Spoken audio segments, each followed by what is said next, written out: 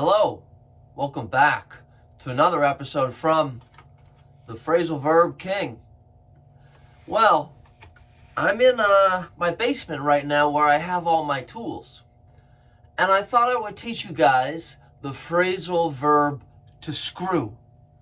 Now before we get into the phrasal verb, the verb plus the prepositions, we can talk about what the noun a screw is. Here I have a screw, where you would take a screwdriver and you would put this in a hole on the wall to hang something up. So that's the noun a screw, with a screwdriver as well. But then also we have the verb to screw. Well, if I take this screwdriver and this screw and I literal phrasal verb, if I screw it in, that's our first phrasal verb with to screw in. And I'm going to use the screwdriver, you got it, to screw. Nice. Well, that's the literal definition. We also have a vulgar definition. To screw can mean to fornicate or to have sexual relations. That's one slang version of to screw. But now, I want to teach you guys all the phrasal verbs with to screw. So here we go. Here's my first question for you guys. Have you ever been screwed over in a business deal and lost money? One more time. Have you ever been screwed over in a business deal and lost money? Well, the question we know is asking about business and losing money. If you get screwed over, you're going to be cheated. You're going to be deceived, manipulated, hustled. You're going to feel like you were wronged and that you deserved some money, but you didn't get it because you were screwed over. But now my next question, here we go, because it's a very similar question. It's got a little bit of a difference to it. Have you ever been screwed out of a business deal and lost money? To be screwed out of a business deal and lost money. Screwed out of. Well, this one is a little different because if we're saying to be screwed out of, it sounds like somebody was trying to invest in, but they couldn't because they were screwed out.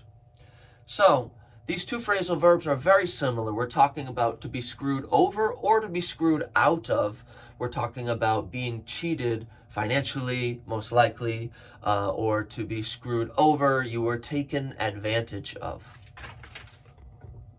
So as I always say, phrasal verbs can be very confusing sometimes, and we really have to study the context to understand what the meaning of the phrasal verb is. So now I'm going to give you two more questions using the phrasal verb to screw. And I'm going to use the same preposition, up. But my questions are going to have different meanings because the phrasal verbs, even though the same verb to screw and the same preposition up, are also going to have different meanings in their context. So here's the first one. Do you get really stressed out when you screw up at work? One more time. Do you get really stressed out? That's a phrasal verb, to stress out when you screw up at work. Screw up, screw up. Well, we all make mistakes, right? But it's good to try to not get too stressed out when we screw up and make mistakes and learn from them. But now, a different question. Do you have some friends that are screwed up from drugs? Oh, it's a terrible question to hear.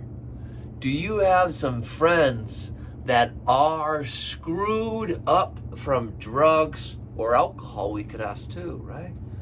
To be screwed up. Do you hear that? Because I'm using the the verb to be, friends who are screwed up.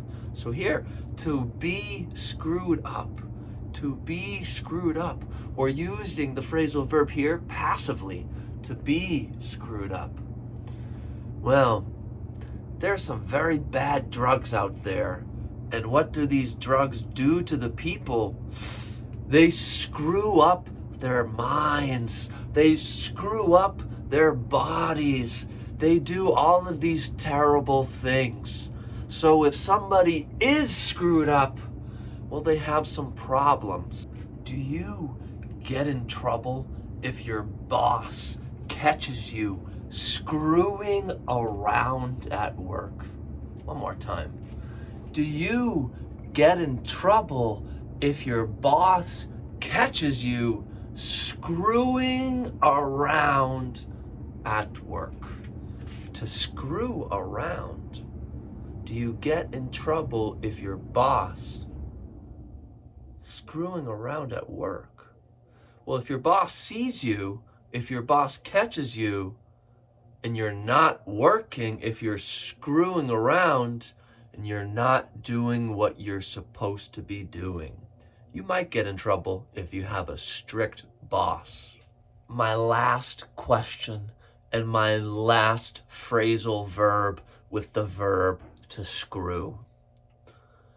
When you get unwanted phone calls with people trying to sell you things, do you get agitated, annoyed, and want to tell them to screw off?